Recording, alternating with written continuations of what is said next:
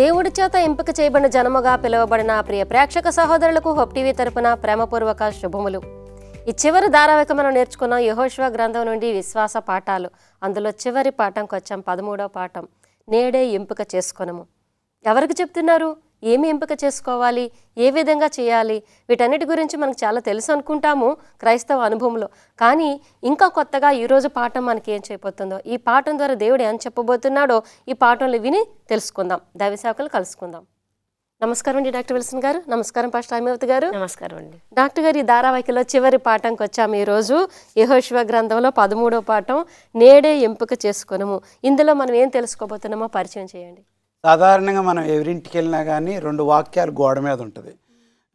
ఈ ఇంటికి యజమానుడు యేసుక్రీస్తు వారు, బల్ల దగ్గర ప్రతి కాన్వర్జేషన్ సంభాషణ యెహోవాదే, ఆయనే వింటున్నాడు మన సంభాషణ అని ఒక వాక్యం. రెండోదేమో నేనును నా ఇంటి వారును యెహోవాని గోడల మీద రాసి ఉంటుంది. ఇది గోడ మీదే కాదు, ఈ గోడ మీద రాయాలి. ఈ పాఠంలో ఉన్న అద్భుతమైన ఆలోచన. బాగా వృద్ధాప్యం వచ్చేసింది ఆయన యెహోషువ. మరి ఇప్పుడు ఆఖరి ఆలోచన ప్రజలందరినీ పిలిచి చెప్తున్నాడు. ఆయన చేసిన దాంట్లో నిబంధన పునరుద్ధరణ కార్యక్రమంలో ఉన్నాడు అన్నమాట. అంటే అప్పుడు అబ్రహాంకి ఇచ్చాడు నిబంధన, మోషాకి ఇచ్చాడు ఆ నిబంధన, వాళ్ళు నెరవేర్చారు. ఇప్పుడు ప్రాబ్లం ఏంటంటే, ఇప్పుడు యెహోషువ తర్వాత నాయకుడు ఎవరో ఏర్పాటు చేయలేదు. దేవుడే స్వయంగా మిమ్మల్ని పరిపాలిస్తాడు, ఆయనే రాజు మీకు.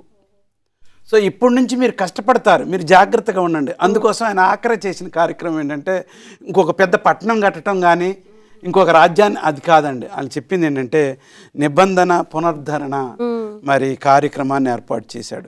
ఇంత వృద్ధాప్యంలో 110 సంవత్సరాల వయసులో ఉన్న ఈ యొక్క మనిషి వాళ్ళందరినీ పిలిచి ఆ స్వరంతో, బాధతో, భారంతో ఇక నా ఆఖరి దినాలు వచ్చాయి, మీరు మాత్రం, ఆయన మనసంతా ఏంటంటే ఇక నుంచి ఏం జరగబోతుంది అన్న దాని గురించి. దాంట్లో 6-7 మాటలు ఈ విధంగా రాయం. మొట్టమొదట ఈ యొక్క నిబంధనలో మళ్ళా గుర్తు చేశాడు, మీకు ఆ గొప్ప దేవుడికి పోలికలు లేవు, ఆయన చాలా గొప్పవాడు, మీరు పాపులు. ఆయన ఇనిషియేట్ చేశాడు ఈ యొక్క నిబంధనని, ఆయనే ప్రారంభించాడు. అందుకోసం ఆయన మీరు గౌరవించాలి. రెండవది ఉపోద్ఘాతం, ఆ యొక్క నిబంధనలోని ఉపోద్ఘాతాన్ని గుర్తు చేశాడు. మీరు ఆయన ప్రజలై ఉంటారు, ఆయన మీ దేవుడై ఉంటాడు. అందుకోసం ఆయన నిన్ను పరిపాలిస్తాడు, ఎందుకంటే ఆయన సృష్టికర్త కాబట్టి గుర్తు చేశాడు. మూడవది ఈ కవనెంట్, ఈ నిబంధనలో కొన్ని స్టిప్యులేషన్స్, కొన్ని చేయవలసిన పనులు ఉన్నాయి. అవేంటంటే మీరు కృతజ్ఞతగా ఉండాలి, మీరు ఎప్పుడు కూడాను ఆయన జ్ఞాపకం చేసుకోవాలా, ఆయన చెప్పినట్టు కండిషన్స్ అన్ని నెరవేర్చాలా, అప్పుడు మీరు ఆయన ప్రజలై ఉంటారు. లేకపోతే మీకు ఆయనకి సంబంధం ఉండదు. తర్వాత ఎవరైతే విధేయతగా ఉంటారో వాళ్ళకేమో ఆశీర్వాదాలు, ఎవరైతే ఈ నిబంధనని మర్చిపోతారో వాళ్ళకి శాపాలు. అదైనా ఉండాలా, ఇదైనా ఉండాలా, మధ్య గోడ మీద ఎవరు కూడాను ఉండటానికి వీల్లేదు. ఐదోది విట్నెస్ టు ద ప్లెడ్జెస్, అంటే నేను నిబంధన చేస్తున్నాను కాబట్టి ఓ ఆకాశమా, ఓ భూమి, మీరే సాక్షులు. ఎంత బాగా దేవుడు చెప్పాడు. ఆఖరిది ఏం చెప్తున్నాడంటే, ఈ యొక్క నిబంధనని మీరు ఏదో అయిపోయింది, ఎప్పుడో చెప్పారు, పాతదాన్ని డిస్పోజ్ అంటే పారేయకూడదు, ఇది నిత్య నిబంధన, అంటే శాశ్వతంగా, నో ఎక్స్పైరీ డేట్ అని చెప్పి ఇది చాలా గొప్పగా వాళ్ళకు గుర్తు చేశాడు. ఈరోజు పాఠం ఏంటంటే, దేవుడు ఎప్పుడు కూడాను నీ జీవితాన్ని ప్రతి క్షణము ఆయన కాపాడుతున్నాడు, ఆయన నీకు సహాయపడుతున్నాడు. ఏ విధంగా ఆయనతో మనం జీవించగలం అన్న దాని గురించి రాయబడి ఉన్నది. చాలా బాగుందండి. దేవుడి హృదయాన్ని జ్ఞాపకం చేస్తున్నారు. ఒకసారి ఈ పాఠం కొరకు లేఖనాన్ని వినిపించండి హైమవతి గారు. తప్పకుండానండి. యెహోషువ గ్రంథము 24వ అధ్యాయము 15వ వచనము. యెహోవాను సేవించుట మీ దృష్టికి కీడని తోచిన ఎడల మీరు ఎవరిని సేవించెదరో, నది అద్దరిని మీ పితరులు సేవించిన దేవతలను సేవించెదరో, అమోరీల దేశమున మీరు నివసించున్నారే వారి దేవతలను సేవించెదరో నేడు మీరు కోరుకొనుడి. మీరెవరిని సేవింప కోరుకొనినను నేనును నా ఇంటి వారును యెహోవాను సేవించదము అనెను. ఒక బలమైన తీర్మానాన్ని వాళ్ళ ముందు ప్రకటించేసి వదిలేశారు. డాక్టర్ గారు, మరి యెహోషువ ఇశ్రాయేలుకి ఎన్నో మార్గనిర్దేశకాలు చేశారు. ఆఖరిగా ఇచ్చిన ఆ చివరి మార్గనిర్దేశకత్వం ఏమంటారు? ప్రజలందరూ కూడాను షెకెం అనే ప్రాంతంలో ఆ, అందరినీ కూడి వచ్చి ఉన్నారు. దాని దగ్గరలోనే షేలో అనే ప్రాంతంలో ఈ యొక్క దేవుని యొక్క దేవాలయం ఏర్పాటు చేసుకున్నారు. షెకెం అని అంటే ఏం మొట్టమొదటి గుర్తొస్తుంది? ఇద్దరు అన్నదమ్ములు, మరి తల్లి ఏమో ఈ చిన్న కుమారుని యాకోబుని ప్రేమించి, అరే మీ అన్న కొడతాడురా, చంపేస్తాడురా, కోపంగా ఉన్నాడు, నువ్వు దీవెనలు దొంగిలించేశావు. వాళ్ళ అన్న దగ్గరికి వెళ్ళిపోతుంటే షెకెం దగ్గరికి వచ్చి ఆయన నిద్రపోతాడు అలసిపోయి. అప్పుడు దేవుడు ఒక నిచ్చెన రూపంలో ఒక ఆకాశం నుంచి పై, అంటే అక్కడ దేవునికి వాగ్దానం చేసుకున్నాడు. వాగ్దానం అంటే ఒడంబడిక, ఆ నిబంధన చేశాడు. ఆ స్థలంలోనే వీళ్ళు కూడా కూడి వచ్చి ఉన్నారు. అంటే మన పితరుల స్థలానికి వచ్చి ఉన్నాము. మనము గతాన్ని మనం జ్ఞాపకం, యువర్ దేర్, ఆ సమయంలో మీరున్నారు దేవా, మళ్ళా ఆ స్థలానికి మేము ఇక్కడికి వచ్చినాము. ఇన్ని సంవత్సరాల తర్వాత మళ్ళా మీ యొక్క వాగ్దాన భూమికి వచ్చినాము. ఈ షెకెం అబ్రహాంకి బలిపీఠం కట్టాడు, తర్వాత యాకోబు వచ్చి అక్కడ బలిపీఠం కట్టాడు. దేవుడు అక్కడ మొట్టమొదటి వాగ్దానం చేసినాడు, మీరు నా ప్రజలై ఉంటారు, నేను మీ దేవుడినై ఉంటానని. ఈ విధంగా మీరు మీ లోకపు దేవతలను, put away foreign gods and goddesses, నేను మీ దేవుడిగా ఉండి మిమ్మల్ని ఎప్పుడు కూడాను ప్రేమించి సహాయం చేస్తానని వాగ్దానం చేశాడు. 24వ అధ్యాయం 2-13 వచనాలు చదివినట్లయితే, చదవటానికి సమయం లేదు, ఇక్కడ ఏమని గుర్తు చేశాడంటే, టేరా, తర్వాత నాహోర్, తర్వాత అబ్రహాం, తర్వాత ఇసాకు, తర్వాత యాకోబుకి 12 మంది సంతానం. వీళ్ళందరూ కూడాను ఆ ఒక్క దేవుడే నడిపించాడు ఇప్పటి వరకు. ఆ కవనెంట్, ఆ యొక్క ఏమంటారు నిబంధనను ఎప్పుడు కూడాను వదిలిపెట్టలేదు. అది దేవుని మాట మార్చుకోలేదు. ఐ హ్యావ్ డన్, నేను మీకు ఇంత చేశానని 7 సార్లు అక్కడ రాయబడ్డది. 24 అధ్యాయంలో 7 సార్లు దేవుడే అంతా చేస్తూ ఉన్నాడు, ఇది చేశాను, మీరు గతాన్ని మర్చిపోవద్దు. అందుకోసం టైటిల్ ఏంటంటే యు ఆర్ దేర్, నువ్వు అక్కడ ఉన్నావు, నేను అక్కడ ఉన్నాను, మీరు గతాన్ని మర్చిపోకూడదు. గతాన్ని మర్చిపోతే ఏమవుద్దంటే క్రొత్త ఆలోచనలు వస్తాయి, నవీన కాలంలో ఉంటాం. గతాన్ని జ్ఞాపకం చేసుకుంటే కృతజ్ఞతలమై ఉండి ఆ పాత పద్ధతులు మన జీవితంలో అలవర్చుకుంటాం. ఇది చాలా ప్రాముఖ్యమైనది. ఆ దేవుని నీడలో కొనసాగాలంటే గతం అంతా గుర్తుండాలి. చిన్న విరామం తీసుకుందామండి. చూస్తున్నారు కదా, చిన్న బ్రేక్ తర్వాత ఆసక్తికరమైన పాఠం మన కోసం ఎదురు చూస్తుంది. ప్రేక్షకులకి చివరి పాఠంలోకి మరొకసారి స్వాగతం. ఇంకొంచెం వివరంగా తెలుసుకుందాం. పాస్టర్ హైమావతి గారు, నిజాయితీతోనూ సత్యముతోనూ ప్రభువుని సేవించడం అంటే యెహోషువ వాళ్ళకి చెప్తున్న మాటల్లో ఈ ఉద్దేశాన్ని మనం ఎలా అర్థం చేసుకోవాలంటారు? ఇప్పుడు దేవుడు ఏమని కోరుతున్నాడంటే, ఆయన ఆరాధించే వాళ్ళు సత్యముతో నిజాయితీతో ఆరాధించాలని. ఇప్పుడు మనకి తమీమ్ అనేటువంటిది ఒక మాట ఉంది, హీబ్రూ వర్డ్ అది. అయితే హీబ్రూ మాట ఏంటంటే బలి అవ్వబోయే జంతువు అని అర్థం దానికి. తర్వాత ఎమెట్ అంటే నిజాయితీ లేక నమ్మకత్వంతో, సత్యముతో, నిజాయితీ మరి సత్యముతో దేవుడిని ఆరాధించాలని దేవుడు కోరుతున్నాడు. యాక్చువల్గా మనం చూసుకున్నట్లయితే ఇప్పుడు మోషేకి దేవుడు సెలవిచ్చాడు. ఆయన కూడా అన్నాడు, మీరు ఎవరిని కోరుకుంటారో మీరు కోరుకోండి అని. ఆయన పిలిచాడు వాళ్ళని, నిజ దేవుడిని ఆరాధించడానికి మీరు రావాలి అని చెప్పి కూడా ఆయన మోషే గారు పిలిచారు. అటు రీతిగానే సేమ్ అదే విధంగా మరి ఇప్పుడు యెహోషువ గారు కూడా పిలుస్తూ ఉన్నారు వాళ్ళని ఆరాధించడానికి, నిజ దేవుడిని ఆరాధించడానికి. మీరు ఐగుప్తు దేశంలో ఉన్నప్పుడు మీరు ఏ దేవుళ్ళని ఆరాధించుకున్నారో మీ ఇష్టం, మీరు ఎవరైనా ఆరాధించుకోండి, కానీ నేను మాత్రము నేను ఈ దేవుడినే ఆరాధించుకుంటాను, నిజమైన దేవుణ్ణి నేను ఆరాధిస్తాను అని చెప్పేసి ఆయన అంటాడు. మీరు అమోరీల దేవతల్ని దేవుళ్ళని ఎంతమంది ఆరాధించుకున్నా కానీ ఎవరైతే దేవుని వైపు ఉంటారో ఇట్రండి, నన్ను వెంబడించండి. అంతేగాని అదేవిధంగా ఎవరెవరు దేవుడి వైపు ఉంటారో అది వాళ్ళ ఇష్టం అంతే, నేను నా ఇంటి వారు మాత్రం యెహోవానే సేవించదు అని చెప్పేసి అంటారు. ఇప్పుడు దేవుని యొక్క వాక్యం ఏంటి? రెండంచుల ఖడ్గము వంటిది. యెహోవా యందు భయభక్తులు కలిగి ఉండాలండి. దేవుని యొక్క గొప్పతనం ముందు మనం ఏపాటి వాళ్ళం, దేవుని యందు భయభక్తులు కలిగి ఉండుట అనేటువంటి చాలా ప్రాముఖ్యం. ఇప్పుడు ఆయన యొక్క గొప్పతనం మనం తాళలేము. ఆయన మహోన్నతుడైన దేవుడు. మీలో ఉన్న దుర్నీతి చేత మీరు నాకు దూరం అయిపోయారు. మనల్ని ఎప్పుడైతే మనం తగ్గించుకుంటామోనమ్మా, దేవునికి విధేయ చూసి ఆయన ఆజ్ఞలు పాటిస్తామో అప్పుడు నిజాయితీ మరియు సత్యంతో ఆరాధించడం జరుగుతుందండి. కాబట్టి ఆయన వైపు ఉంటే మనం ప్రపంచాన్ని జయించగలుగుతాము. దేవుని వైపు ఉంటే దేవుని యొక్క శక్తి ద్వారా ప్రపంచాన్ని జయించగలుగుతాము. కాబట్టి ప్రత్యేక ప్రేమ ద్వారా మరి ఆయనలోని తెచ్చుకోవాలని కోరుతున్నాడు. ప్రేమ ద్వారానే ఆయన యొద్దకి రావాలని ఆయన కోరుతా ఉన్నాడు, బలవంతంగా కాదు. ఇక్కడ అదేగా చెప్తున్నాడు, మీరు ఎవరినైనా ఆరాధించుకోండి, కానీ నేను నా ఇంటి వారు మాత్రం యెహోవానే సేవించదు అని చెప్తున్నారు. డాక్టర్ గారు, ముందుగా మీరు చెప్పారు, ఇప్పుడు ఈ రోజే మీరు అక్కడ ఉన్నారు, నేను అప్పుడు ఉన్నానని అంటున్నారు. నేడే తీర్మానించుకోనండి అనే మాట మోషే కాలంలో మనం విన్నాము, ఇప్పుడు వింటున్నాం యెహోషువ దగ్గర. అలా చెప్పిన మాటకి ఇశ్రాయేలు ఏ విధంగా స్పందించారంటారు? దేవుడు ఎప్పుడైనా సరే తన ప్రజల్ని బ్రతిమలాడతాడే కానీ ఒత్తిడి చేయడు.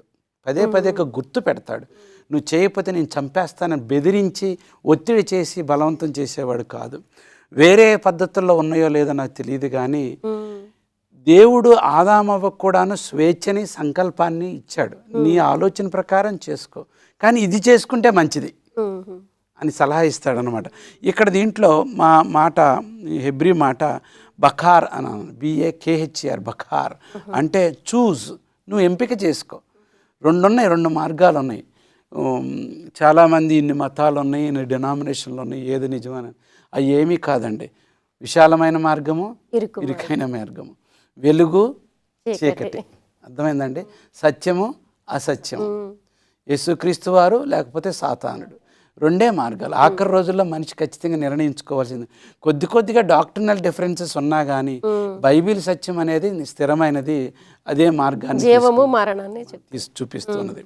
ఇక్కడ ఇంకా మనం లోతుగా వెళ్ళినట్లయితే యెహోషువ గ్రంథము 24వ అధ్యాయము 16 వచ్చిన చదవగలరా? 24:16.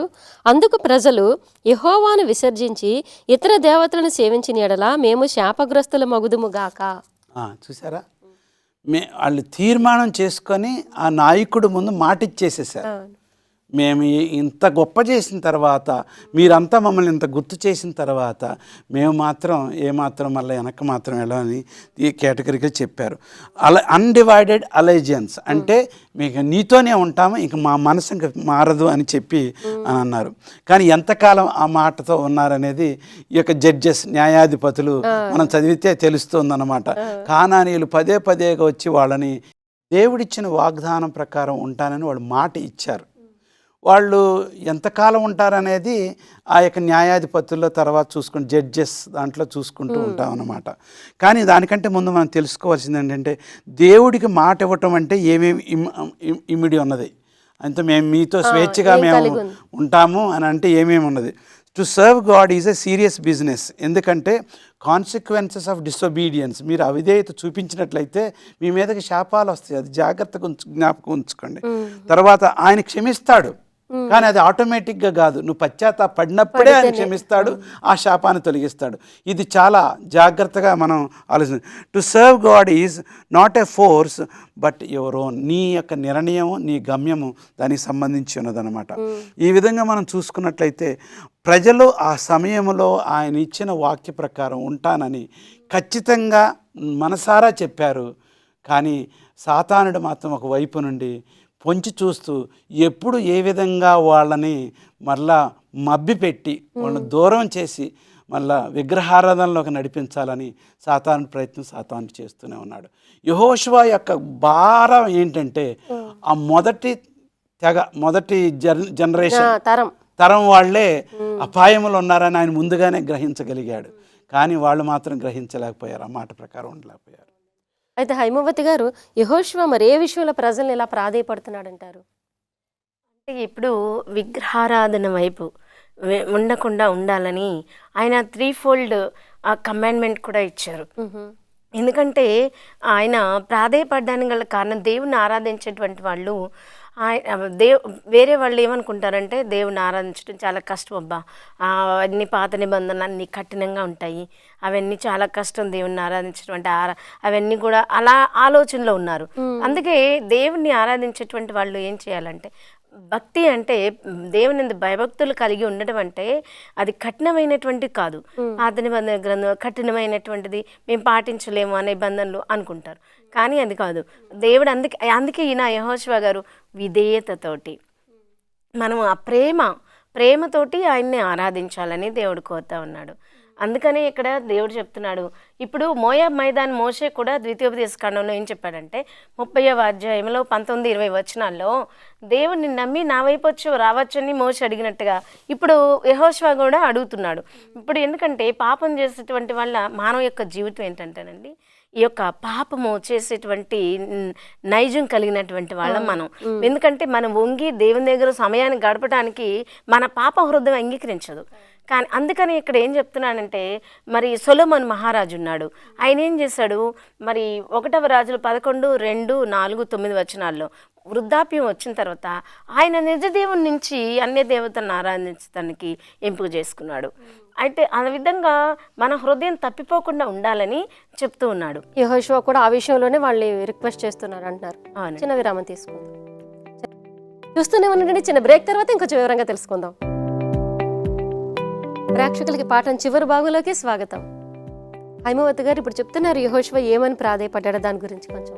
అవునండి, ఇక్కడ మరి ఈ అన్ని రాజు అయిన రాజు చూసాం కదా, సొలొమోను మహారాజు ఏ విధంగా అయితే ఆ పాపంలో పడిపోయాడు, అలాగా పాపంలో పడిపోకుండా ఉండాలని దేవుణ్ణి ఆరాధించటము కష్టతరమైనది కాదు.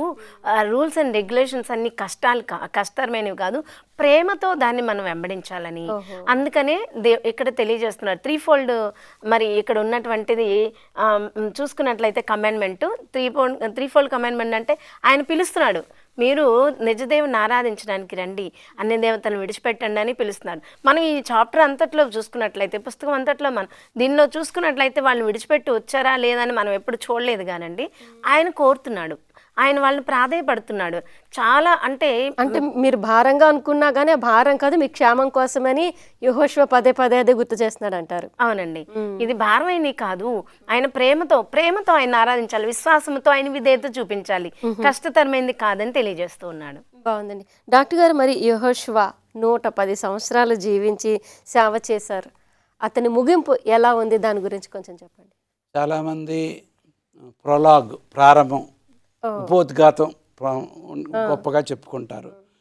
నూనె కుమారుడైన యెహోషువ చాలా నమ్మకస్తుడు, మోషాకు సహాయం చేశాడు. కానీ ముగింపు మాత్రం చాలా గొప్పగా ఉంది. ఆయన ఎంత సాధించాడంటే, మోషా పెద్ద నాయకుడు చనిపోయాడని దుఃఖించారు, కానీ ఈ నాయకుడు వచ్చి మోషాలాగానే గొప్ప కార్యం చేసి వాళ్ళందరినీ కూడా చక్కగా ఏర్పాట్లు చేసి ఆయా దేశాల్లో వాళ్ళు ఉన్న తర్వాత వాళ్ళకి వీడ్కోలు ఉత్తేజకరమైన మాటలు వాళ్ళతో చెప్పి ఆయన మరణించినట్లు. ఆయన మరణించడమే కాదు, ఎలియాజర్ హై ప్రీస్ట్ కూడా మరణించాడు. తర్వాత ఇంకా ఈ పెద్ద నాయకులందరూ కూడా మరణించాడు. ఇప్పుడు నూతన తరం వారు మరి ఏ విధంగా దేశంలో ఉంటారు, ఎంత నమ్మకం ఉంటారనేది ఇంకా వాళ్ళ చేతుల్లో ఉన్నదన్నమాట. జీవితం అనేది పర్మనెంట్ ఏది కూడా కాదు, కానీ నువ్వు ఏమి సాధించావు దేవుడికి అనేది అది నిజమైన నిలిచిపోతుంది అనమాట. ఫినిషింగ్ వెల్, ఆయన ముగింపు మాటలో అన్నది పాస్టర్ గారు చదివింది ఏం చూసారా, నేనును నా ఇంటి వారును, మీరు అమోరీల దేవతలు కావాలంటే కోరుకోండి, నేను మాత్రం మిమ్మల్ని బలవంతం చేయను, నేను ఇది రుచి చూచాను ఈయన మంచివాడని, నేను ఈయనతో ప్రయాణం చేశాను, ఆయన మంచివాడంతే, అందుకోసం ఈ భూమి శాశ్వతం కాదు, నేను మాత్రం పరలోకం సంపాదించుకోవాలంటే నేనును నా కుటుంబం కూడాను. చాలాసార్లు కుటుంబం ఏమన్నామన్నా వాళ్ళు ఒక్కళ్ళ గుడికి వెళ్తూ ఉంటారు.